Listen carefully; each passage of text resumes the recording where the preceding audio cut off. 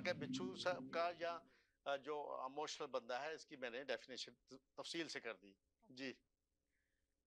तो एक महीने में लकी दिन कौन सा है होता है? देखिए लकी डे तो डिफरेंट लोग इसको साइन करते हैं, मगर मैं जो बताना चाहता हूँ आपको, इसका जो लकी डे है वो फ्राइडे को मैं प्रेफरेंस देता हूँ।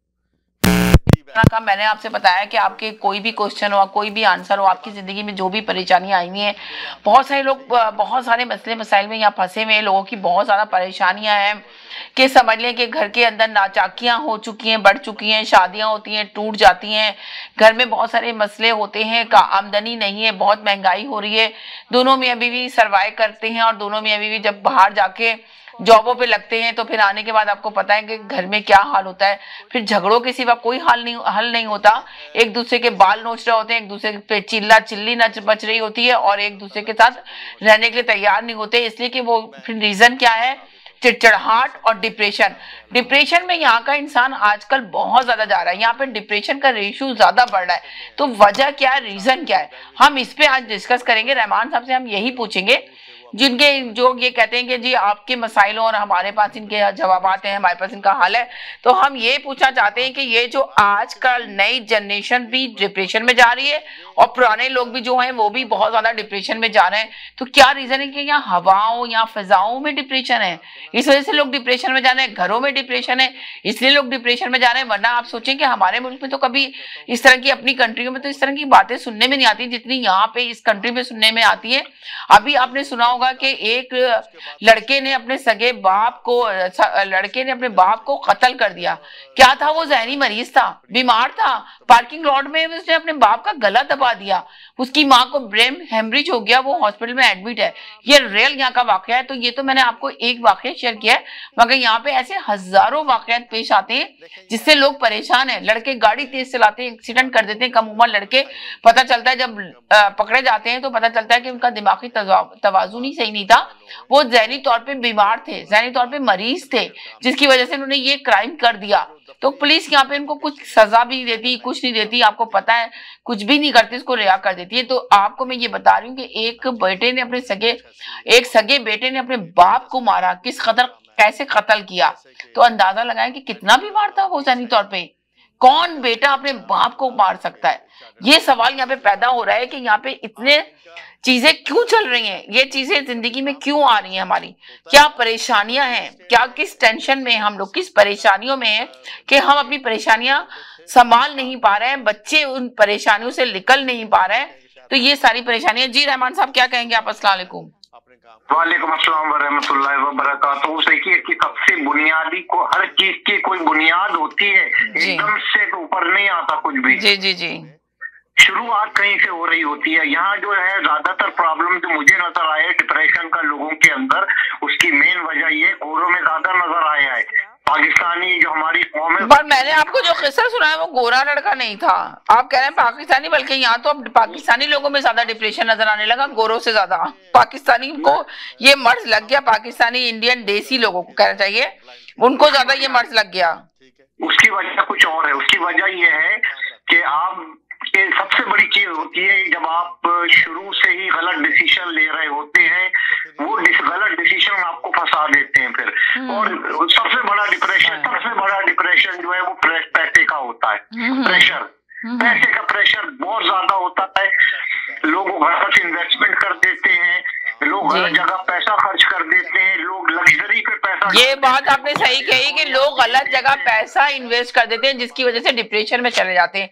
जो आजकल हालात बहुत ज्यादा हो रहे हैं, आपको पता है प्रॉपर्टी के प्राइस बहुत ज्यादा गिर गए हैं और इंटरेस्ट रेट बहुत आगे बढ़ चुका है, तो लोगों की समझ में नहीं आ रहा, लोग फंसे पड़े थे। पहले जब लोगों को लेने का टाइम था, धड़ धड़ करके लोगों ने एक घर नहीं 4-4 घर ले लिए कि चलो जी ये बिजनेस तो बहुत जबरदस्त है, इसमें तो बहुत पैसा बन सकता है, और बहुत जल्दी पैसा बन रहा था, मेहनत भी नहीं करनी पड़ रही थी। मगर अब जो हालात हुए हैं, जिस तरह हालात लोगों के पैदा हुए हैं। अब लोगों को समझ में नहीं आ रहा कि इस हालात में निकले कैसे।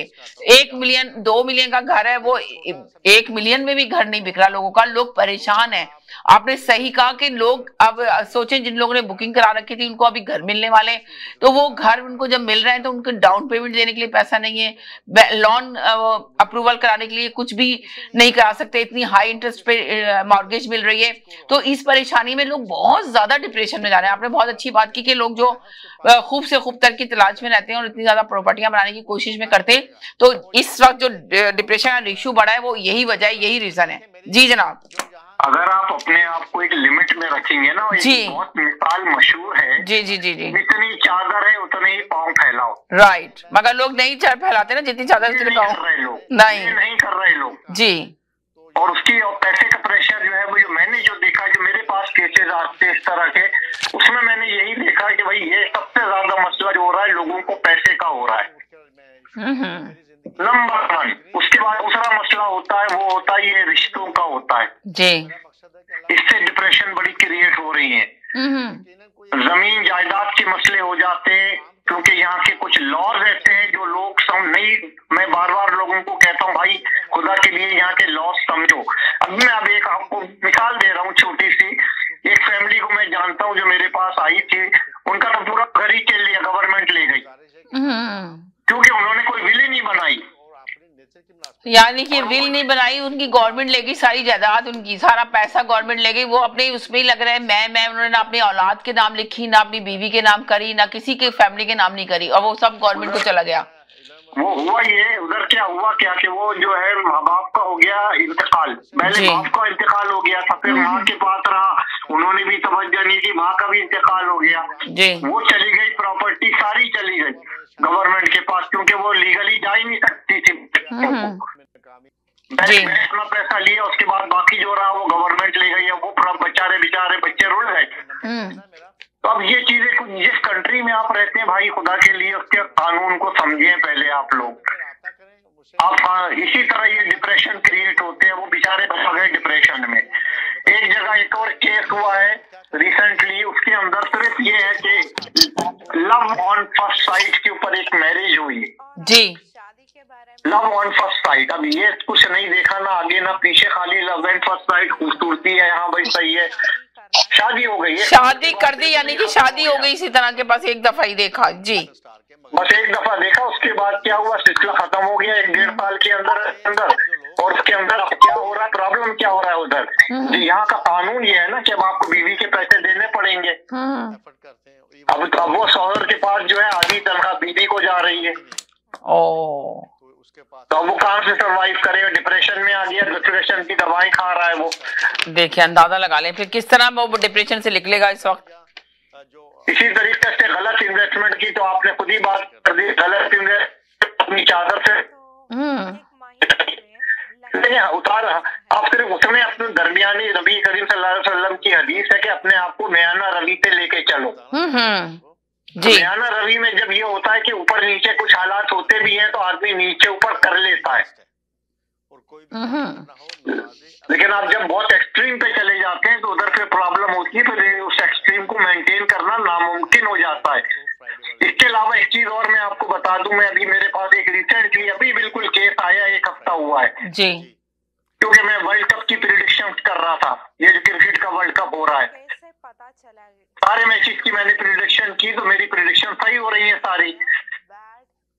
तो उसको क्या हुआ कि एक आदमी ने मेरी बैटिंग के ऊपर बैटिंग कर ली, गोरा है, गोरे की बात कर रहा हूँ, ये उसने क्या किया, बैटिंग की, अच्छा वो जीत गया, मेरी पेशिंग वो सही हो रही थी, वो जीत गया, उसको पैसे नहीं दे रही है कंपनी, डिप्रेशन हो गया उसको, उसके अपने पैसे भी फंसे और जो वो जीता था वो भी नहीं मिल रहा है, तो वो डिप्रेशन में चला गया बेचारा, वो सख्त परेशान है।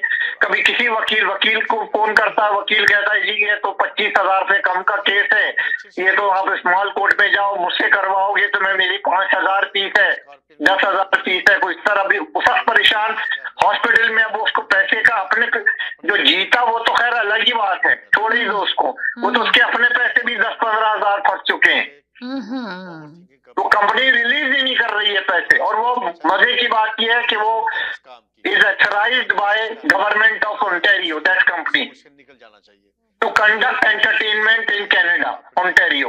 तबीयत को तकलीफ देंगे जी। तो अब ये लोग अच्छा इसी तरह ये बैटिंग को तो छोड़ ही दें आप जुए के देख लेना, कैसीनो के अंदर लोग जा रहे हैं और एक आदमी को मैं जानता हूँ, पर्सनली जानता हूँ, उसको 1000 दफा मना किया, भाई तुम्हारे जायचे के अंदर तुम्हारा जो घर है वो जायचे में कमजोर है, तुम कभी नहीं जीतोगे। उस आदमी के ऊपर इतने 1 लाख से भी ज्यादा का लोड चढ़ गया कर्जे का, खेले जा रहा, आखिर क्या हुआ, सारी रात सारा दिन लग गया कैसीनो के अंदर। ये नयागरा के कैसीनो की बात कर रहा हूँ, सारा दिन लगा, सारी रात लगी, सुबह जब वापस आया लुट-पुट के एक्सीडेंट हो गया, गाड़ी खड्ड के अंदर जाके गिरी कोई शक नहीं, रियल एस्टेट और अपाच हो गया एक्सीडेंट होके। अच्छा 1 सेकंड के लिए होल्ड करें, किसी नए कॉलर का फोन आया, मैं देख लूं कौन है। जी हेलो जी, अस्सलाम वालेकुम। हेलो जी शालिक अहमद बात कर रहा हूँ। ये रहमान साहब का नंबर मिल जाएगा, बात करनी है हमने बाद में उनसे। आप अभी शो में बात करेंगे तो ज्यादा बेहतर होगा, थोड़ा सा पूछ लें, आप अपना नाम ना बताएं और बात कर सकते हैं ताकि लोगों को पता चले कि आपका क्या मसला था। बाद में आप पर्सनल बोल दीजिए, बात कर लीजिए। नहीं मेरी वाइफ बात करेंगी, वो भी नहीं है, बाद में बात। अच्छा जी ठीक है जी, ओके जी, थैंक यू। शो के बाद बात करेंगे जी, ओके थैंक यू, ओके अल्लाह हाफिज।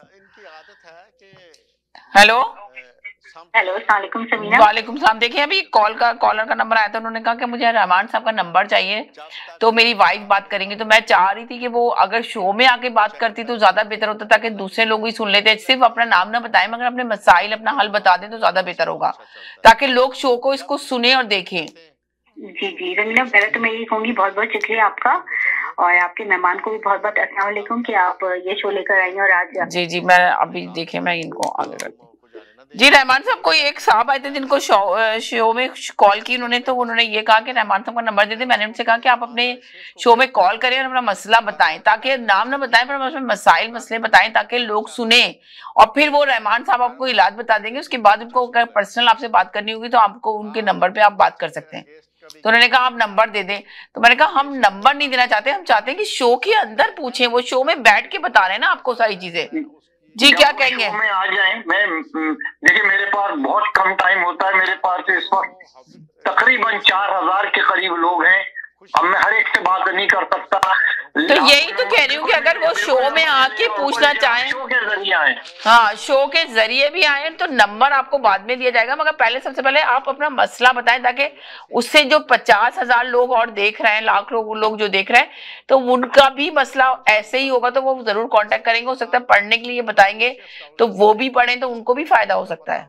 जी आप बोले। जी हेलो जी समीना, तो मैं बस आपका रहमान साहब का बहुत शुक्रिया अदा करना चाहती थी कि आपके शो के जरिए मेरी इनसे बात हुई थी, तो इन्होंने बहुत अच्छी दुआ वगैरह पढ़ने के लिए बताई थी। तो अल्लाह ताला इनके में इजाफा करे। और आपका और बहुत शुक्रिया है कि आपने इनको अपना प्लेटफॉर्म दिया, और इनका भी बहुत शुक्रिया है कि अपनी कीमती वक्त में से ये भी अपना टाइम निकाल कर आते हैं शो पर और यहाँ पर हमारे मसाइल हल करते हैं। थोड़ी सी आप लोग ये जो बात कर रहे थे, इसी पर मैं एक बात पूछना चाहती थी कि ये बहुत सारे लोगों का भी आप लोग बात कर रहे थे कि ये प्रॉब्लम है, जाहिर सी बात है। ये डिप्रेशन की जो मैंने आपको किस्सा सुनाया वो रियली हकीकत में था, ये रियल स्टोरी थी, जो रियल स्टोरी मैंने आपके सामने शेयर की।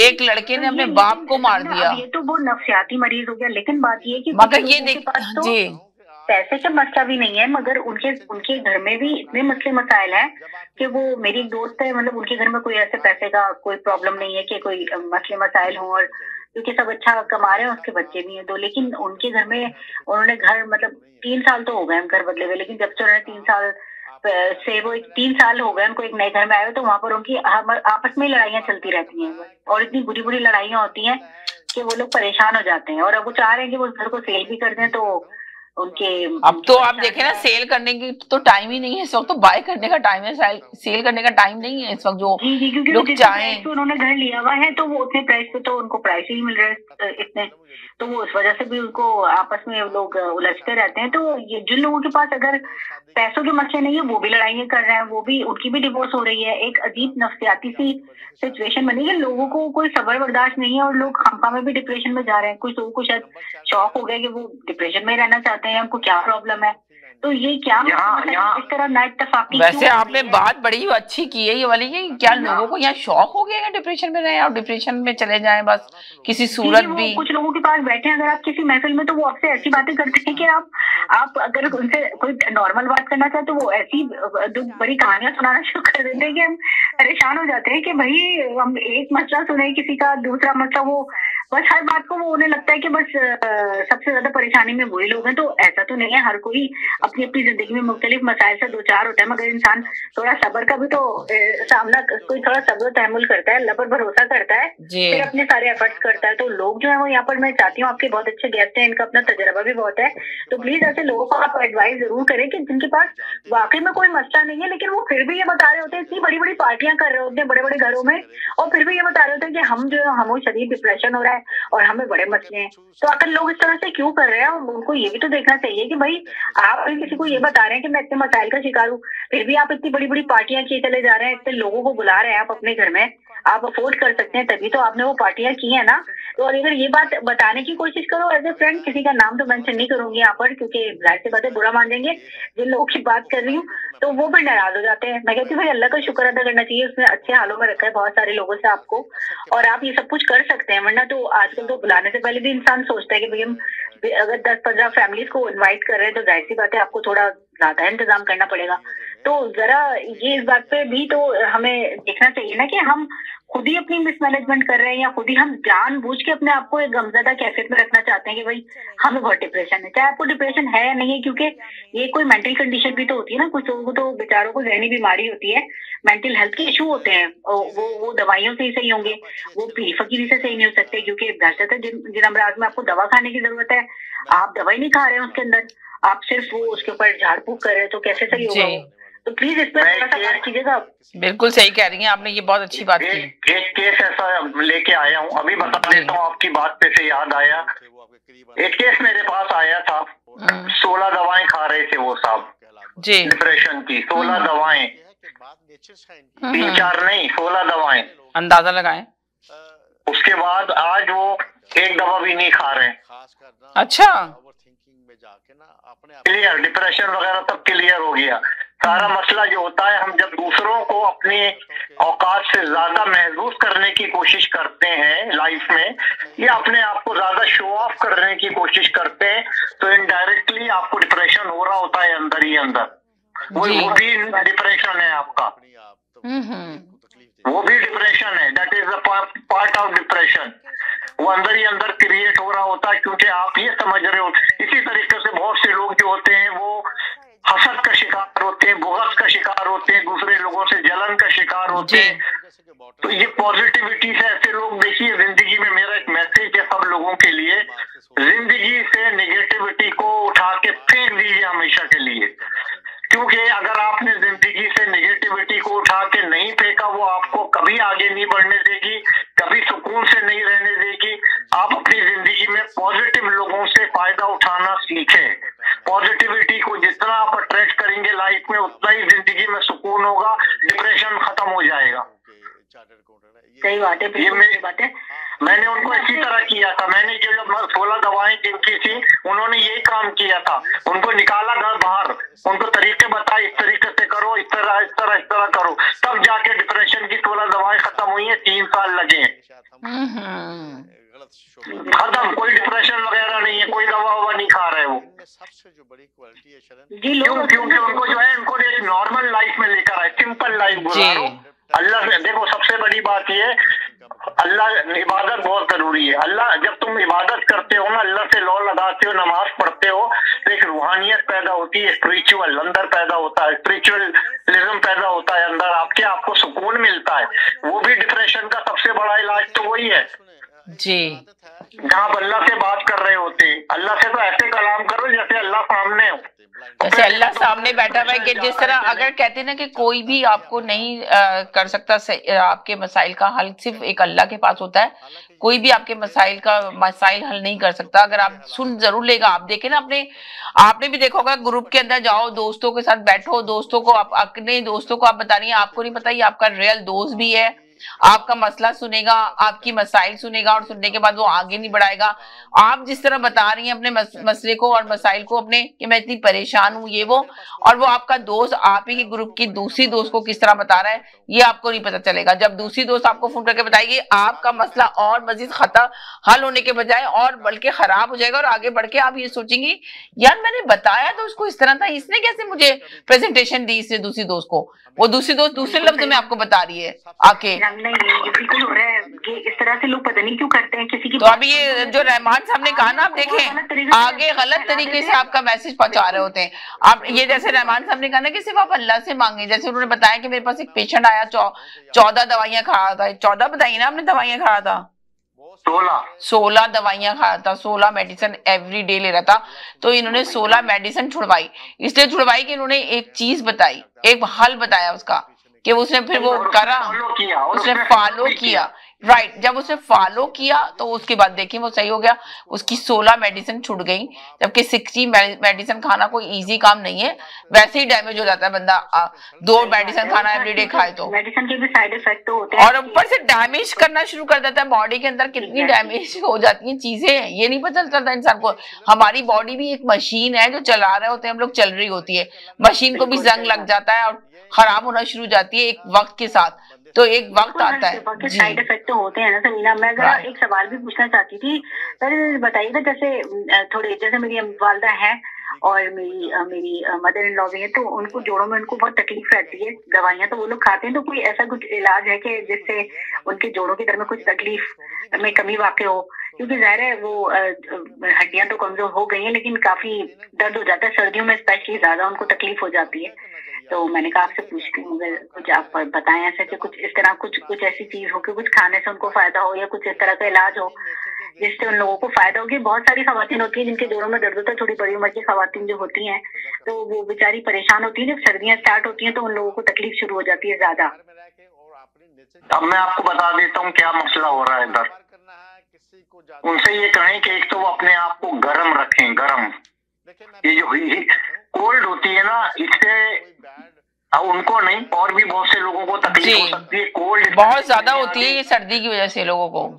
हाँ, तो आप कोल्ड को पहले खत्म करें, सबसे बड़ी बात। और दूसरी बात, इसका दूसरा इलाज ये है कि ये लें, मेथी दाना होता है ना, जी जी, मेथी दाना, फेनुग्रीक जी। और उसके बाद आप ले कलौंजी और आप ले कड़ी पत्ता। इसको आप रात में 1 गिलास पानी में भिगा दें और सुबह के वक्त जो है उसको उबाल के जूस दे के गरम गरम वो पानी निहार वो पिला दिया करें उनको। अच्छा, बस तो आप ये बताएं कि अगर आप ये कह रहे हैं कि तो फिर इससे क्या जोड़ों का दर्द सही हो जाएगा? तो गर्म होता है, कड़ी पत्ता कह रहे हैं आप ना, मेथी दाना, कलौंजी। ये सर्दी को ही तो खत्म करना, वो सर्दी की वजह से हो रहा है, कोल्ड की वजह से हो रहा है वो दर्द। तो वो इसमें क्या वही वो 1 टीस्पून या ½ टीस्पून इस तरह से ले लेना? नहीं, 10-12 दाने ले लिए कलौंजी के, 10-12 दाने मेथी दाना के ले लिए, 3-4 पत्ते कड़ी पत्ता के ले लिए। ठीक है।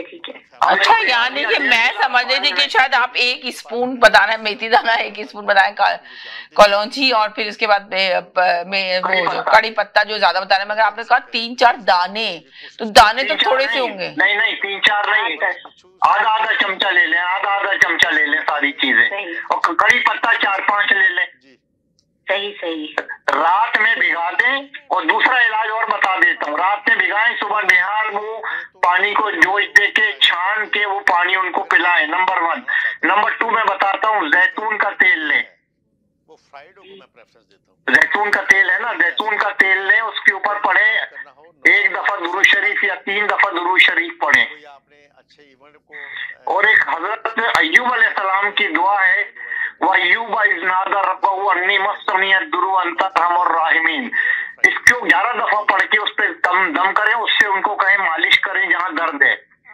कैसे पता चला? सही सही, बहुत शुक्रिया। मैंने कहा अभी आप क्योंकि बता रहे थे तो ये देखेंगे है ना, बहुत बड़ी चीज है कि तो ये वाकई सही बात है, इतने सुनने वाले हैं तो उनको भी फायदा पहुंचेगा। अगर वो सुन रहे हैं और देख रहे हैं तो वो भी नोट कर लें कॉपी के अंदर। हाँ, उनको काफी तकलीफ हो जाती है, जो थोड़े लोगों को प्रॉब्लम होती है हड्डियां कमजोर होने की, तो इसकी वजह ये तो देखे सोने आपने तो बताया कि ओल्ड एज में, मगर मैंने तो वहाँ पे पाकिस्तान में देखा है बहुत यंग लोग भी को भी ये प्रॉब्लम हुई हुई है। विटामिन डी काफी कम हो गया कुछ लोगों का, तो उनको भी तकलीफ है। और यहाँ कनाडा में तो लोगों के पास विटामिन डी होता ही नहीं है। कैल्शियम और विटामिन डी 2 चीजें बड़ी इंपॉर्टेंट है, इसका चेक होना जरूरी है लाइफ में।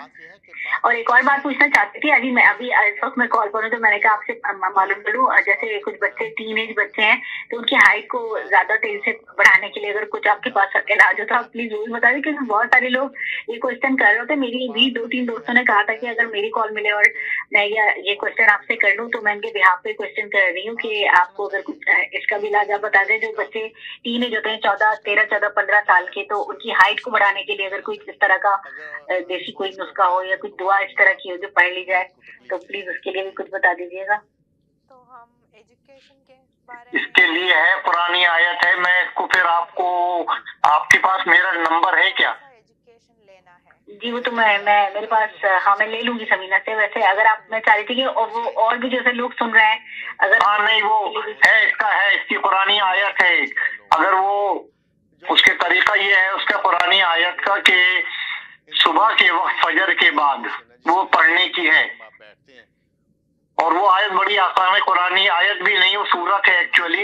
इज़ा जा नसरुल्लाह वल फतह, तो पूरी आयत पढ़नी है, जा नसरुल्लाह पूरी आयत पढ़नी है। हाँ इसको पूरी सूरत पढ़नी है 11 दफा, पूरी इज़ा जा नसरुल्लाह की पूरी सूरत पढ़े जी। और उसके बाद उस पे पानी पे दम करके उसको पिलाएं। इंशाअल्लाह ताला आप कुछ अरसे में देखेंगे कि कद बढ़ना ही शुरू हो गया, क्योंकि इसमें जो इशारा है ना इस सूरत में, फतह का लफ्ज है खोल, फतह खुल जा, तो ये जो है ये खोलेगा। फिर वो जो भी मसले हो रहे हैं, जिस्मानी बढ़ावा रुक गया है, इस तरीके को कोई भी मसले हो रहे हैं तो इंशाअल्लाह खुलना शुरू हो जाता है। इवन ये कि ये बंदिश का भी इलाज है, ये भी बता दूं। अच्छा, यानी ये किसी के पास मीना, मैंने इसलिए ऐसा क्वेश्चन किया है कि बहुत सारे लोग जो कॉल नहीं कर रहे हैं, कॉल पे नहीं आ पा रहे होते हैं, उनके कुछ क्वेश्चन थे मेरे पास, तो मैंने कहा वो सारे सवाल पूछ लूं अभी मैं कॉल पर हूँ, और आपकी गेस्ट भी हैं, तो ताकि उन लोगों का भी फायदा हो जाए। तो चैनल ने अगर ये कोशिश की है कि लोगों के लिए, मैं तो कॉलर से ही कहूंगी कि ये बहुत अच्छा मौका होता है कि वो आकर शो पर कॉल करके मसला पूछेंगे तो ज्यादा बेहतर होगा कि लोगों को अवेयरनेस मिलेगी। बहुत सारे लोग हैं जो बेचारे कॉल नहीं करना चाहते हैं, सिर्फ देख रहे होते हैं, तो मैं चाहती हूँ कि ये इससे ना लोगों के पास पहुंचे, आराम से कॉल करें जी। और उनके वो टाइम निकाल कर यहाँ पर आते हैं, तो जो आपको, क्योंकि यहाँ तो आपको ये फौरन ही जवाब दे देंगे, आपकी जो भी मसले का हल होगा आपको। अगर उनको लगेगा कि बहुत डीप आपसे बात करनी है तो उसके बाद हम आपको इनका नंबर दे सकते हैं। ऐसी कोई बात नहीं कि नंबर देने में कोई हमें एतराज नहीं है, मगर उनके पास खुद टाइम नहीं होता, तो इस वजह से हमने नंबर डिस्प्ले नहीं करते कि वो होते हैं। आपने जब भी तो ये शो बनाया कि भाई इसके थ्रू लोगों के मसाइल का हल हो सके, तो बहुत ये मैं तो ये कहूंगी कि बहुत बड़ी है कि अभी देख रहे हैं इन्होंने बताया है कि डिप्रेशन में तो बेतहाशा, जो मैंने बताया, तो उन्होंने कहा डिप्रेशन का जाने का रीजन ही यही है कि यहाँ पे देखे ना लोगों ने प्रॉपर्टियां ले ली हैं बहुत ज्यादा, और लेने के बाद अब फंसे पड़े हुए हैं, तो अब समझ में नहीं आ रहा कि निकलें कैसे। तो अब उन्होंने उसका हल मैं सुनना चाह रही थी कि अब बताया जाए थे रहमान साहब के। जी आप बता रहे थे ना किस तरह। और अगर ज्यादा डिप्रेशन हो रहा है किसी को तो इसका एक और इलाज है, 3 दफा दुरूद शरीफ 1 और 11 दफा सूरह तारिक पढ़ो, पानी पे दम करो। सूरह तारिक वस्समाए वत्तारिक वहां से शुरू होती है, तो ये पूरी सूरत पढ़ो 11 दफा, पानी पे दम करके पियो। मैं कहता हूँ सवाल ही पैदा नहीं होता कि डिप्रेशन कम हो जाए। सूरह तारिक अंदाजा लगाएं कि देखें बहुत सारी चीजें हैं इंसान को जो नहीं पता, जब शो में आता है इंसान पूछता है, बात करता है, इस तरह के लोगों को फौरन कॉपी लेके बैठे हैं और इनके मसाइल आप लोगों के पास जो भी सवाल है वो लिख लें। बल्कि नेक्स्ट ट्यूसडे को जब हम ये प्रोग्राम करेंगे तो आप उसमें सवाल आके पूछ सकते हैं। बहुत सारे सवाल हैं, लोगों को उसके जवाब चाहिए होते हैं, तो हमने इसीलिए ये प्रोग्राम लेकर आए कि बहुत सारे लोगों के घरों में नाचाकियां बढ़ रही हैं, बड़े परेशानियों में घर घिरे पड़े हैं। बहुत सारे लोगों ने ऐसे घर ले लिए जो घर उनके लिए सुटेबल नहीं थे, तो वो परेशान है कि किससे पूछें जाके, क्या हम घर सेल कर दें या घर चेंज कर लें, वो भी इतना ईजी नहीं है। कुछ रेंट पे रहते हैं तो उनके लिए भी काफी परेशानियां हैं, तो वो भी आके बात कर सकते हैं। तो काफी लोगों के साथ जो मसले मसाइल हैं, तो उसी वजह से हम इनको लेकर आए। जी, एक चीज मैं आपको ये बता दूं, जो मैं अपने हिसाब से बता रहा हूँ कि अभी देखें, आप लोगों को जो लोग घर बेचना चाहते हैं ना, उनको कम से कम अभी 1.5 साल और इंतजार करना पड़ेगा, क्योंकि 1.5 साल बाद घरों की प्राइस बढ़ेगी और उसके बाद बहुत ऊपर जाएगी। अभी नहीं बढ़ेगी, अभी आपको घर बेचने में अच्छे पैसे नहीं मिलेंगे। somehow you should manage now। और उसके बाद आपका जो इंटरेस्ट रेट है, हमने भी दुआ की थी और लोगों से भी दुआ करवाई, इंशाल्लाह इंटरेस्ट रेट नहीं बढ़ेगा। जी, सही कह रहे हैं। अभी मगर हालात जो है इसको कंट्रोल करने के लिए बहुत ज्यादा पेशेंट चाहिए लोगों को बहुत वो चाहिए, कूल होना है लोगों को, मगर लोग बर्दाश्त नहीं कर पा रहे जो के हालात चल रहे हैं। महंगाई देखें यहाँ पे कनाडा के अंदर, हम लोग पाकिस्तान की महंगाई पे बहुत बात करते हैं कि पाकिस्तान की महंगाई में लोगों की चीखें निकाल दी, पर यहाँ की महंगाई में भी लोग आजकल बहुत परेशान है। बता रहे हैं कि कितना लोग इतना टेंस हैं कि लोग कहते हैं कि गुजारा नहीं हो रहा लोगों का, किस तरह लोग जॉब करें, जॉब्स नहीं है लोगों के पास। चादर के ऊपर पांव चले गए हैं, तो अब तो जाहिर है ये मसले होंगे। अब आपको किसी तरह कहीं ना कहीं जो है नुकसान बर्दाश्त करना पड़ेगा आपको, तभी आप सुकून में आ सकते हैं। फिलहाल वक्ती तौर पे तो यही इलाज है। जी जी जी जी, तो आपके पास तो ऐसे बहुत सारे केसेस आते होंगे जिसके लिए जो लोग परेशान आते होंगे, तो आप उनको क्या बताते हैं? आप तो बहुत डिफरेंट लोगों के मसाइल हल करते हैं। आप बताते हैं कि मेरे पास तो इतने, ये तो मैं पहले बता, प्रॉपर्टी का ही एक केस आया था ना, अभी आया था रिसेंटली, तो मैंने उनको कहा भाई आप ऐसा करो कि आप अपनी प्रॉपर्टी का बेसमेंट बनवाओ, अगर बना हुआ है, नहीं है बना हुआ तो बनवाओ, और इसके कुछ तरीके उनको बताए कि आपको कुछ इस तरह का लोन भी मिल सकता है कि जिसमें आपको सहूलत के साथ अदा करना हो, और उधर से आप रेंट के ऊपर उसको दो, और उसके बाद फिर आपकी एक्सपेंसेस कट डाउन होना शुरू होंगे, थोड़े से बेहतरी नजर आएगी। इसी तरीके से वो साहब नौकरी नहीं कर रहे थे। क्यों नौकरी नहीं कर रहे थे? कि मैं PhD हूँ, मैं क्यों नौकरी करूँ मामूली। पर आपको पता है यहाँ पे चाहे PhD हो, चाहे लॉयर हो, चाहे डॉक्टर हो, उसको पहले तो फर्स्ट आने के बाद तो यहाँ पे बिल्कुल लोकल नौकरी करनी पड़ती है अपने आप को पैर जमाने के लिए, उसके बाद जाता है इंसान अपनी फील्ड के अंदर। तो वो घर अफोर्ड नहीं कर पा रहे थे। जब उनको मैंने फिर एक जगह अल्लाह के हुक्म से उनको नौकरी मिली, उन्होंने कबूल किया, चलो भाई मैं कर लेता हूँ, अब ये मैं हूँ तो PhD, लेकिन चलो मैं आपके कहने से कर लेता हूँ। 1500 उनको कटा के मिल जाते हैं, उसके बाद रेंट आ रहा है उनका, और उनकी बीवी भी एक छोटा मोटा कर रही है। अब उनके घर के हालात बेहतर हो गए और उनको घर बेचना नहीं पड़ रहा है, वरना उनको वो भी मॉर्गेज के लाले पड़ गए थे उधर। अंदाजा लगा ले। चले जी, कहीं नहीं जाएगा, मेरे साथ जाएगा। छोटे से ब्रेक की तरफ जाना चाह रही हूँ, यहीं से हम कंटिन्यू करेंगे, तो एक ब्रेक लेना चाह रही थी, देखें कंट्रोल जी, ब्रेक की तरफ जा रही हूँ, कहीं नहीं जाएगा, मेरे साथ जाएगी। छोटे से ब्रेक की तरफ के बाद वापस आते हैं। मशरकी तहजीब की खूबसूरत दास्तान, बरसों से चली आ रही रिवायतों का पासबान, खुशबू और जायके का वही कदरदान, करते हैं हर खाने में अपने लज्जत का एहतमाम। हर पकवान है बेमिसाल, हर खुशबू है लाजवाब। कढ़ाई पॉइंट, जायका ऐसा कि दिल जीत ले। आज ही हमारे कढ़ाई पॉइंट तशरीफ लाएं और अपनी खुशियों को हमारे संग मनाएं। कढ़ाई point, made with quality and flavoured with passion.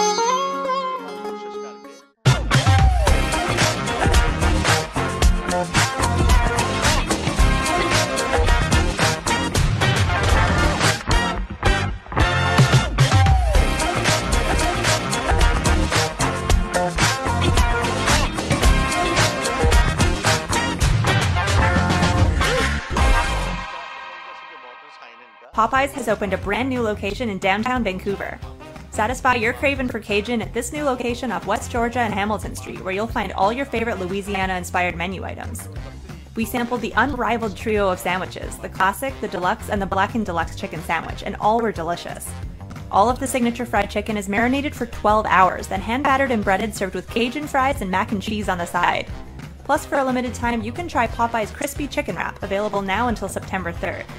Check out the new Popeyes location at 700 Hamilton Street today. Who are you bringing with you? Tag them in the comments.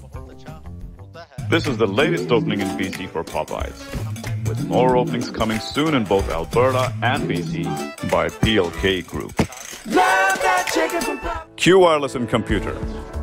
अपने तमाम devices, phones, iPads, tablets, MacBooks और laptops के repairs और मरम्मत के लिए हमसे आज ही राब्ता कीजिए।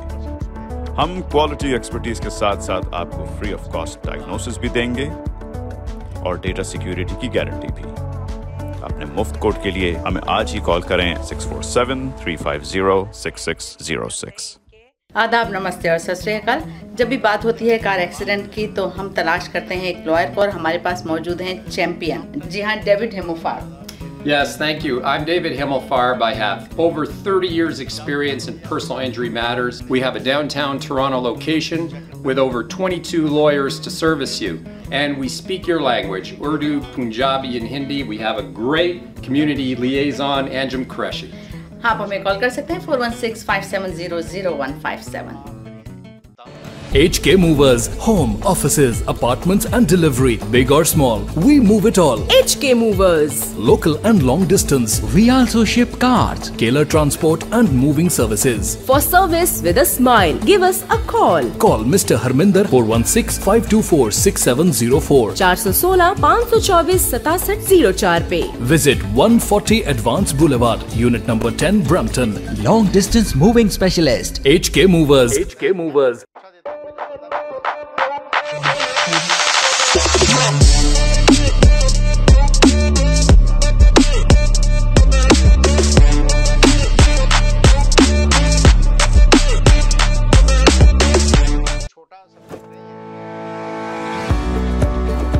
डिक्सी इलेक्ट्रॉनिक्स और अप्लायंसेस पिछले 16 सालों से खरीदारों की खिदमत कर रहे हैं। हम लगातार 4 सालों से खरीदारों की पहली पसंद बने रहने का अवार्ड हासिल कर चुके हैं। हम किचनर्स, बॉश, वर्लपूल, एलजी, सैमसंग और जनरल इलेक्ट्रिक के ऑथराइज्ड डीलर हैं। 5 स्टार खिदमत का लुत्फ लें। हम आप सभी को टीवी सबसे ज्यादा रियायती दामों पर देने की गारंटी देते हैं। www.dixieelectronics.ca हमारी वेबसाइट पर जाएं या अभी कॉल करें 905-625-5900। सभी बहुत ही मुनासिब कीमत पर दस्तयाब हैं जो आप बाआसानी से ले सकते हैं। At Dixie, we sell quality and deliver confidence. Zoc.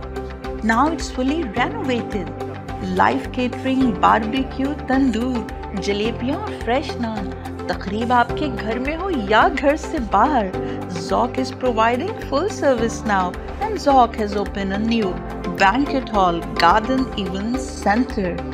आपका Zoc देखकर लोग कहेंगे क्या Zoc है आपका? Call right now 905-625-7786. Zoc वालों के लिए। हम गए थे एक छोटे से ब्रेक की तरफ। ब्रेक के बाद वापस आए। आप देख रहे हैं आपकी कहानी आप ही की ज़बानी। हमारे साथ रहमान साहब मौजूद हैं। आपका कोई भी मसला है, कोई भी मसाइल है, आप किसी भी मसले में गिरे हुए तो आप कॉल कर सकते हैं, शो के अंदर उनसे सवाल कर सकते हैं। तो जी आप कुछ बता रहे थे, मैंने सर ब्रेक ले लिया था। जी नाम का बता रहा था मैं। देखिए नाम के कितने असरात होते हैं। 2 केसेस बहुत जल्दी से बता देता हूँ। किसी से पूछा था किसी के बारे में, तो मैंने उनको ये कहा था कि ये जो नाम है ये बहुत खतरनाक है, ये बहुत मुश्किलात खड़ी कर रहा है, आप ये नाम चेंज करें जी, या फला चीज इस तरह कर दें, हटा दे। वो नाम उनके थे। मैंने कहा इसमें से ये तो हिस्सा बिल्कुल हमेशा के लिए हटा दे।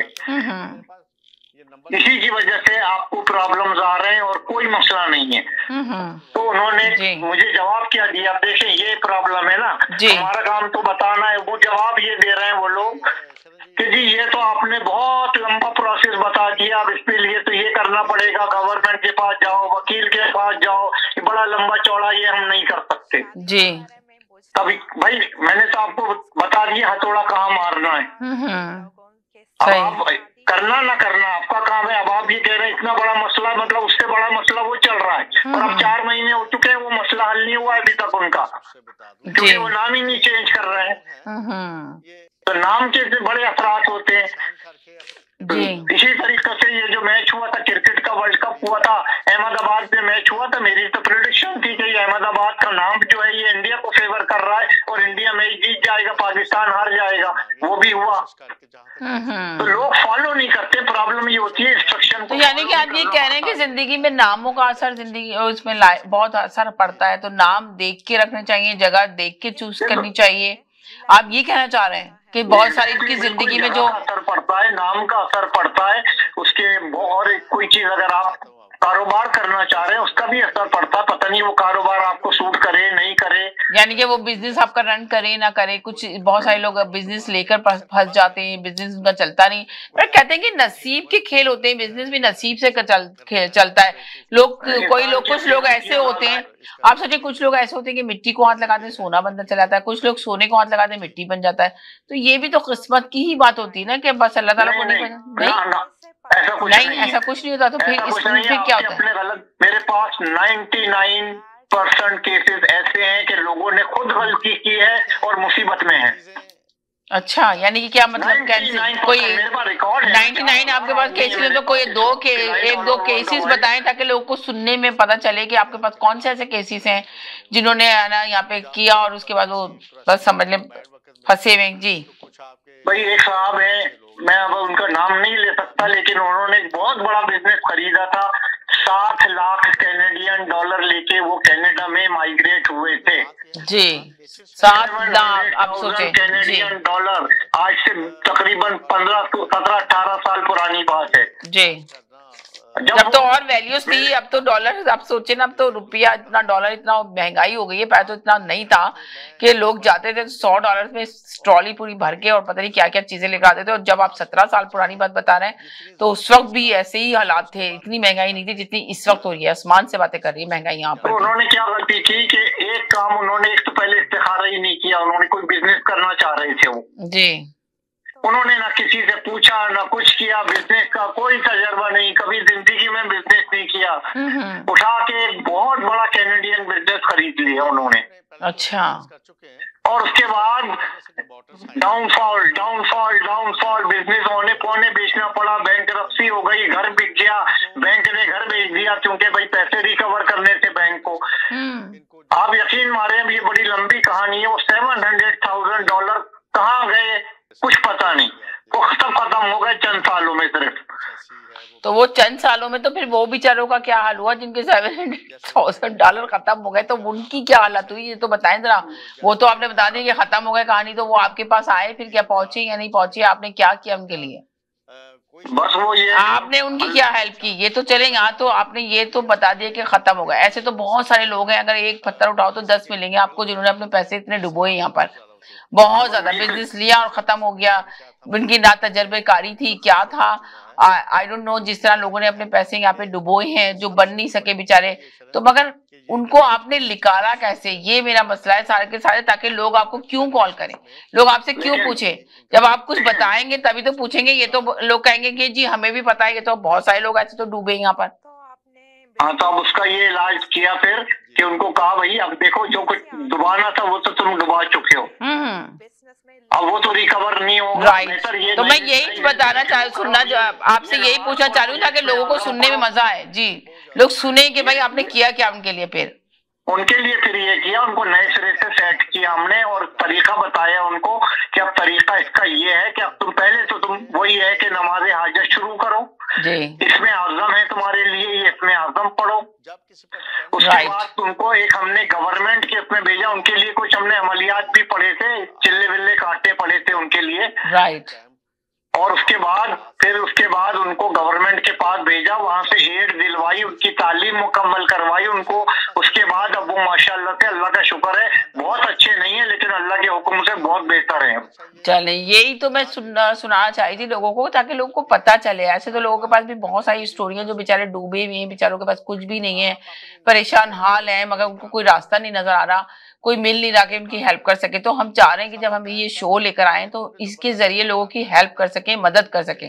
तो इसी वजह से मैं पूछना चाह रही थी। जी, अब आपको मैं एक वाकया बताता हूँ। ये मैंने YouTube पे वीडियो डाली हुई है। मैंने लोगों से ये पूछा था कि ये सफेद कागज की तस्वीर आप देख रहे हैं जी, इस सफेद कागज में गोल दायरा बना है जो काले रंग में, तो आप जो तस्वीर देख रहे हैं, आप प्लीज इसके बारे में कुछ लिखें। जी, तो जो आप 99.99% लोगों ने काले दायरे के बारे में बहुत कुछ मुझसे बोला, लिखा जी, इस बारे में लिखा, काले दायरे के बारे में।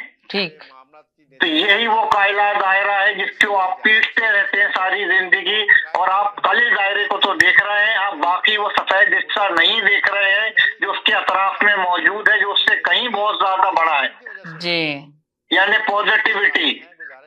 तो हम एक ही नुक्ते को लेके बैठे रहते हैं अपने माजी में, अरे हमारे साथ ये हो गया, बस उसको पीटते रहते हैं, हम पीटते रहते हैं, और हम उन तमाम पॉजिटिविटी को अपनी जिंदगी से बाहर फेंक देते हैं जो हमें मिलने वाली है, जो हमारे सामने है, हम उसको देख ही नहीं रहे। तो हमें पॉजिटिविटी लाइन जो हो गया गुजर गया, अब उसको पीछे मत देखें। अगर आप माजी की तरफ देखते रहेंगे फिर आप माजी में ही रहेंगे, आप आगे नहीं बढ़ पाएंगे। पॉजिटिविटी लाए भाई, पॉजिटिविटी लाए, जो गुजर गया गुजर गया, अब आगे देखें कि हम क्या बेहतर कर सकते हैं और उस पर अमल दरामद करें, प्रैक्टिकल कदम उठाएं। प्रैक्टिकल सोचने से कुछ नहीं होगा, सोच लें लेकिन एक कदम जरूर उठाएं। अगर सफर 1000 मील का भी है तब भी एक कदम तो पहले उठाना ही पड़ेगा ना।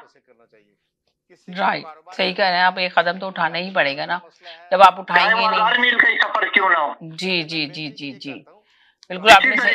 जब आप एक सफर पे आगाज करते हैं और आपको मकसद पता है कि मेरा मकसद ये है, मेरी मंजिल ये है, तो आपको फिर ये भी पता होता है कि अब मुझे इस मंजिल तक पहुंचने के लिए किन किन मरहलों से गुजरना है, तब आप अपनी मंजिल पे पहुंच जाएंगे।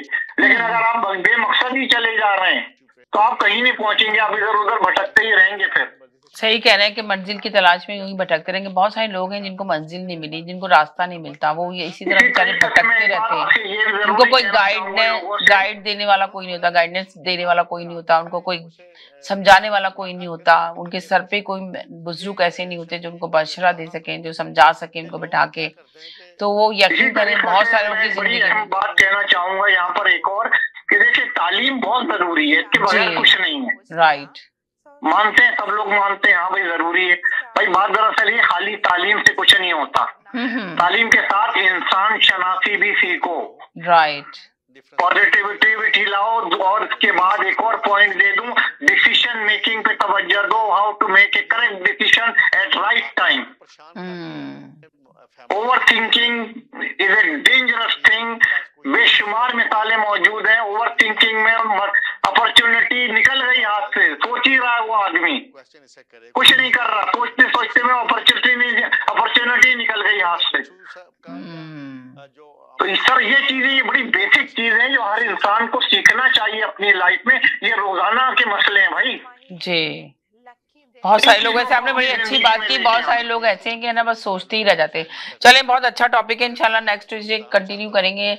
अभी इजाजत चाहते हैं इस शो से, जाते जाते यही कहेंगे, देखिए ये आपकी कहानी, आपकी ज़बानी हम सिर्फ आप लोगों के लिए लेकर आते हैं, ताकि आप लोग अगर चाहते हैं इसमें हिस्सा लेना और चाहते हैं आपके कोई मसाइल हैं जिनके आपको चाहिए कोई आंसर, जिसमें आप चाहते हैं जो आप घिरे में किसी भी मसाइल के अंदर, जो मैंने आपको स्टार्ट में कहा कि कुछ घरेलू मसाइल भी लोगों के साथ होते हैं, घर की नाचाकियाँ होती हैं, बच्चों की प्रॉब्लम्स होती हैं, आपके सेहत के इशू होते हैं, बहुत सारी प्रॉब्लम्स हैं, जॉब के इशू हैं, बहुत सारे इशू होते हैं। तो आप उसमें ज़रूर हमें ईमेल कीजिए, टेक्स्ट कीजिए, अपने सवालात हमें भेजिए और हमें ईमेल करके आप बताइए। और आप चाहते हैं अपने मसाइल का हल, तो आप इनके हमारे शो में आके इनसे क्वेश्चन कर सकते हैं। तो चलें, नेक्स्ट ट्यूसडे मुलाकात होगी, तो अपना ख्याल रखिएगा, दुआ में याद रखिएगा, जिंदगी रही इंशाल्लाह। नेक्स्ट ट्यूसडे फिर नए टॉपिक के साथ हाजिर होंगे, जब तक के लिए इजाज़त चाहते हैं, अल्लाह हाफिज।